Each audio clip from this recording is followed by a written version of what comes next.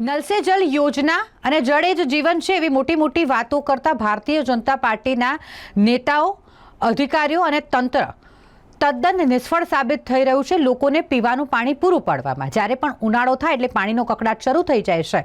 ઉનાળાની શરૂઆત થતાની સાથે જ વડોદરા શહેરના અલગ અલગ વિસ્તારમાં લોકોને પાણીની સમસ્યા થઈ રહી છે। પીવાનું પાણી સુદ્ધા નથી મળી રહ્યું। વોર્ડ નંબર 3 જલારામ નગરમાં રહેતા લોકોને છેલ્લા 3 દિવસથી પીવાનું પાણી ન મળતા લોકોમાં ભારે રોષ છે। પાણી નથી આવી રહ્યું અને જેના કારણે અહીં રહેતા રહીશોએ માટલા ફોડીને વિરોધ વ્યક્ત કર્યો છે। સામાજિક કાર્યકર કમલેશ પરમાર પણ આ વિરોધમાં રહીશોની સાથે જોડાયા હતા। જલારામ નગર ખાતે છેલ્લા 3 દિવસથી લોકોને પાણી નથી મળી રહ્યું અને તેવામાં આ લોકોમાં ખૂબ જ રોષ છે। તેઓએ માટલા ફોડીને વિરોધ વ્યક્ત કર્યો। સતત 3 દિવસથી પાણી ન આવતા લોકો દ્વારા પાણીની માંગ કરવામાં આવી રહી છે ને આ વર્ષોની સમસ્યા છે। 1-2 દિવસની સમસ્યા નથી, વર્ષોથી તેઓને ત્યાં ઉનાળામાં પાણીનો કકડાટ થાય છે। વારંવાર રજૂઆતો કરવામાં આવે છે પરંતુ કામગીરી નથી કરવામાં આવતી। નક્કર કામગીરી કરવામાં આવે તો પછી આ લોકોને પાણીની સમસ્યા વેઠવાનો વારો ન આવે, પરંતુ તંત્ર પોતાની જવાબદારીથી ભાગી રહ્યું હોય અને જવાબદારી પૂર્ણ કરવામાં સતત નિષ્ફળ સાબિત થઈ રહ્યું હોય તેવું સ્પષ્ટ લાગી રહ્યું છે।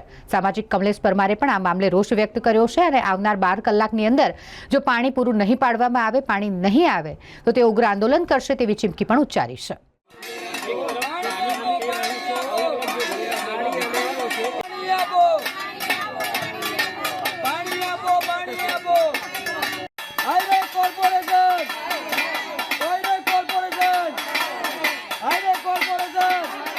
વડોદરા શહેરમાં આવેલ જે વોર્ડ નંબર 3માં જે કારેલીબાગ વિસ્તાર છે જલારામ નગર ખાતે આજે સતત 3 દિવસથી અમે પાણી માટે વલકા મારી રહ્યા છે। ત્યારે આજે મહિલાઓએ માટલા ફોડી અને તંત્રને જગાડવાનો પ્રયત્ન કર્યો છે, કારણ કે વડોદરા શહેરમાં જે વોર્ડ નંબર 3ના અધિકારીઓ, સ્થાનિક કોર્પોરેટરો, આ તમામ જે જાડી ચામડીના મગરો આ કોઈકનું પણ સાંભળવા તૈયાર નથી। કારણ કે આજે સતત 3 દિવસથી અમે પાણી માટે વલકા મારી રહ્યા છે।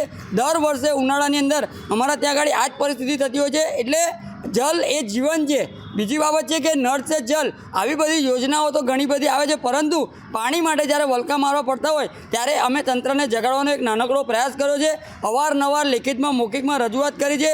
તંત્ર આંખ આડા કાન કરતું હોય તેના કારણે આજે અમે ઉગ્રમાં ઉગ્ર વિરોધ કર્યો છે અને જો અમારી માંગણી સંતોષાય નહીં અને અમને વહેલામાં વહેલી તકે પાણી પૂરતું પ્રેશરમાં નહીં આપવામાં આવે અને પાણી બી નહીં આવે તો ચોક્કસથી અમે આવનારા દિવસોમાં ઉગ્રમાં ઉગ્ર વિરોધ કરીશું। તેની સંપૂર્ણ જવાબદારી લાગતા વળગતા જવાબદાર વ્યક્તિશ્રીની રહેશે।